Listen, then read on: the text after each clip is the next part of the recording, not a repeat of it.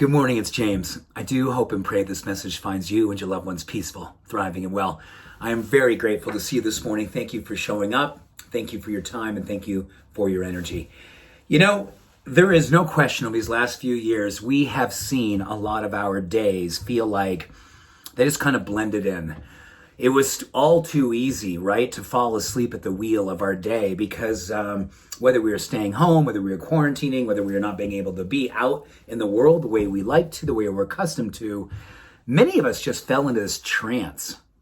And it's highly understandable, right? I mean, we were all forced or encouraged or asked to basically just step away from life. And now that we're getting an opportunity to come back to life, do you ask yourself questions? I know I do every single day.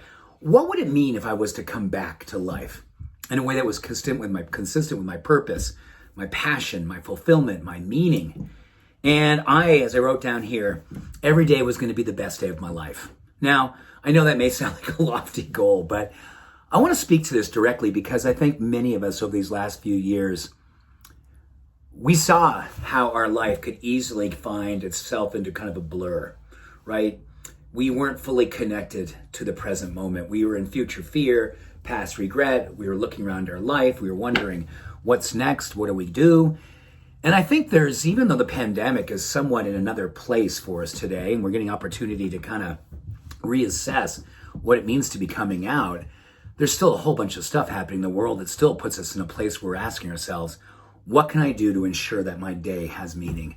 What can I do to help me feel each and every day at the end of my day, I gave it my best. I lived up to what I want my life to be standing for.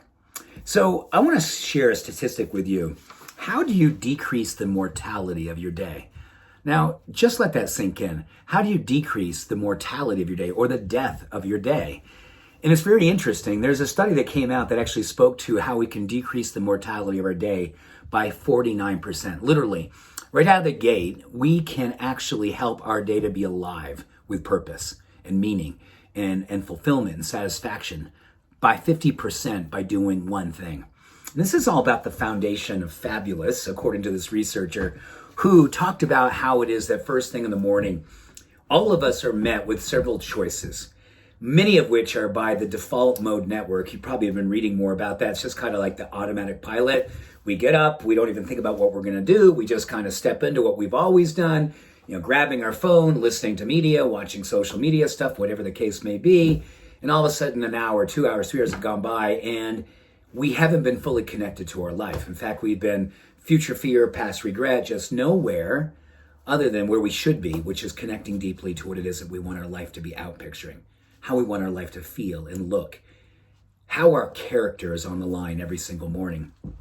So what they found out is that in these choices that we make, doing one thing that we are fully present for, that fully has an intrinsic lever to it, meaning that we do it for reasons other than just for our self-satisfaction. We do it because we know it's going to elevate our life game.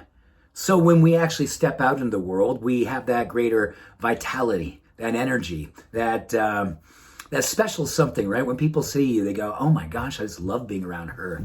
She's incredible. She always makes me feel more possible. You go into other people's lives and you feel like you're pollinating them with that hope and that love and that light because you're present and you see them.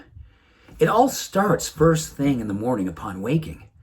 And what I believe is only one thing that really we can be doing. It's starting our day with just intention. And before you grab your phone, you grab your heart, you close your eyes, you think about what it is you want to be standing for. You think about your purpose, you think about what it is that your life wants to be out picturing.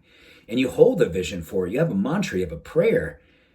And you give yourself permission to see yourself living up to that beautiful intention.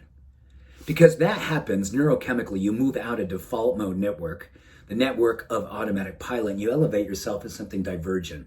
And when you're in that divergent level of thinking and being, you literally start to have otherworldly thoughts that literally become a mechanism for all kinds of neural compounds to literally buoy you up.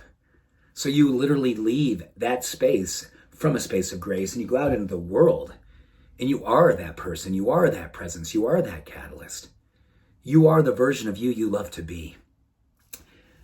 decreasing the mortality of our day by 49%.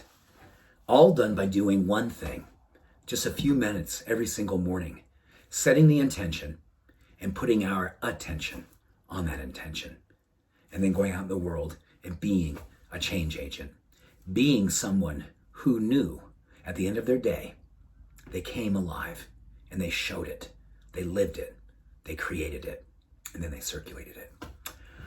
The day of your life, the foundation of fabulous, your hunger feeding the world's hunger.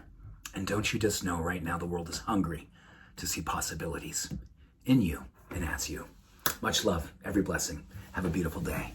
Bye for now.